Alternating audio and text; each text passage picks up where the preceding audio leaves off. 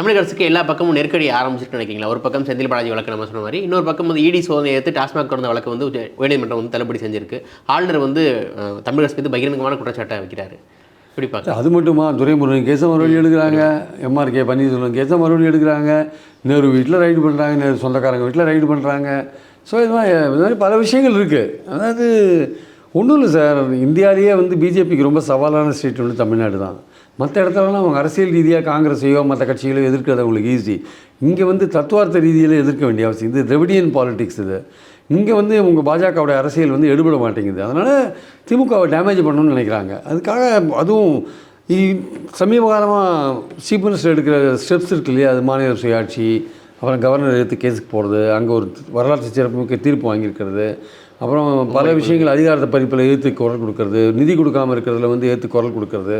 So இந்த மாதிரி மற்ற மாநிலங்கள்லையும் சேர்த்துட்டு போராடுற ஒரு எதிர்க்கல இந்த தொகுதி மறு வரையறை போன்ற விஷயங்கள். ஸோ அவங்களுக்கு வந்து இந்த ஐடியாலஜி ப்ளஸ் இந்த மாதிரி விஷயங்களை வந்து ஸ்டாலின் பண்ணுறது வந்து அவங்களுக்கு ரொம்ப இரிட்டேட்டிங்காக இருக்குது அவங்களுக்கு ஆக்சுவலாக. ஸோ அதனால் அவங்க ப்ரியாரிட்டி முதல்ல தமிழ்நாட்டை ஒன்றும் இதை பார்க்கணுன்னு நினைக்கல. இந்த மாதிரிலாம் பண்ணுறதுனால தமிழ்நாட்டில் இந்த இவரை திமுக ஆட்சியை விட்டு அகற்றுறது பெட்டர்னு இப்போ களத்தில் டோட்டலாக குதிச்சிட்டாங்க.